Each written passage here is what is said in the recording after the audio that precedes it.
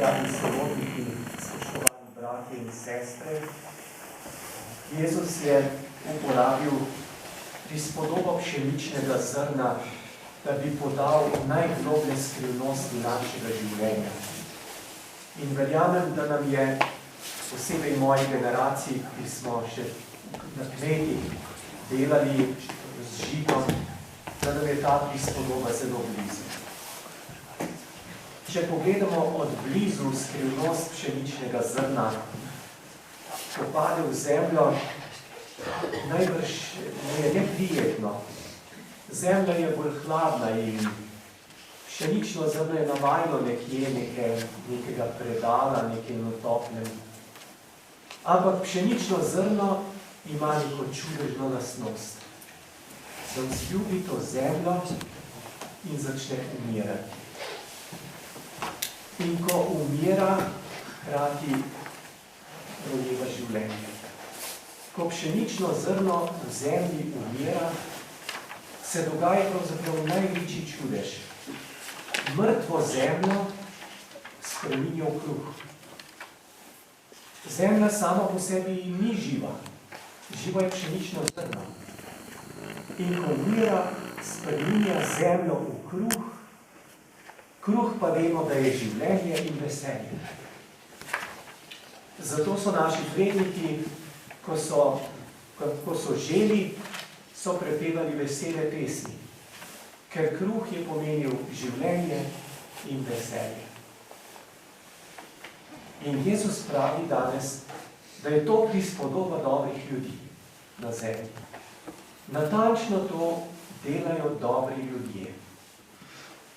Dobri ljudje, kjerkoli so v prijetnih ali neprijetnih okoliščinah, tiste okoliščine sprejmejo in skušajo s umiranjem svoje sebičnosti in svojo dobroto okolico spreminjati v kruh. Zato, da to, kar ni dobro, kar samo po sebi ne prinaša življenje, z njihovo dobroto in nesebičnostjo postaja dobro. In postajajo kruh in prinašajo življenje. Na odličen način je to izrazil naš največji pisatelj Ivan Cankar, ko je neki svoji zgodbi, kjer opisuje mamo, dal naslov Sveto obhajilo. On je razumel, da so otroci prejeli življenje iz mame. In pravi na koncu te zgodbe, mama, tvoje meso smo jedli in tvojo kri smo pili. On razume, da so prejeli življenje sveto obhajilo, tako rekoč po življenju njihove mame. In to je skrivnost dobrih ljudi.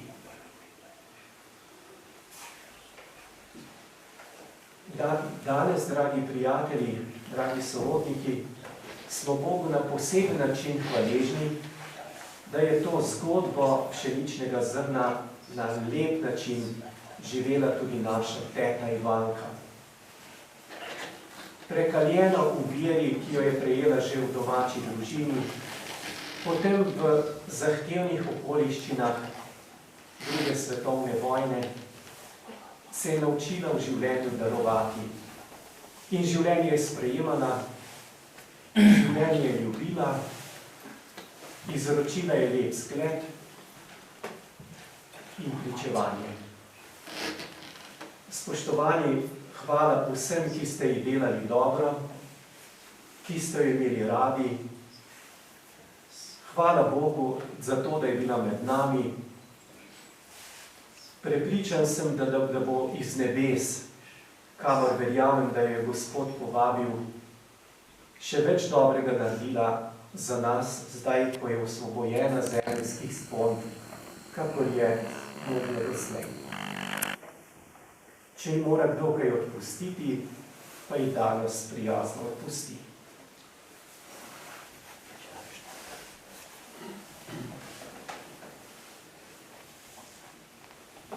Bratje in sestre, prosimo v dano za zveličanje živih in mrtvih, Boga Očeta Vsemogočnega, ki je svojega Sina obudil od mrtvih.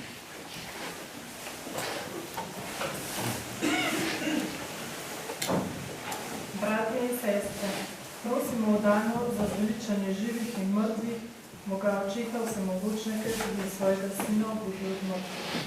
Prosimo, Oče, usliši nas. Prosimo za Rajno Ivanko, ki je nekoč pri svetem krstu prejela začetek večnega življenja.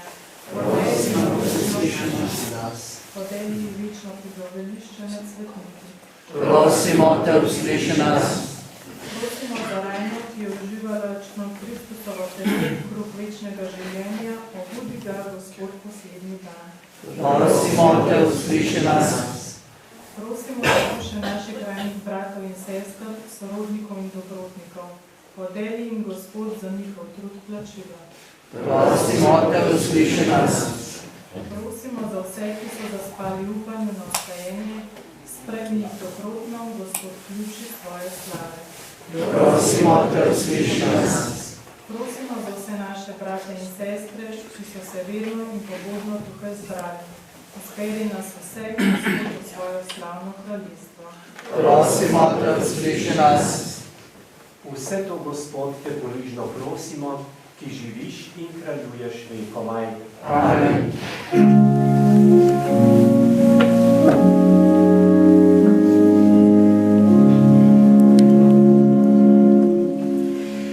Jaz sem živi kruh, ki sem prišel iz nebes. Kdor je od tega kruha, bo živel vekomaj. In jaz ga bom obudil, in jaz ga bom obudil, in jaz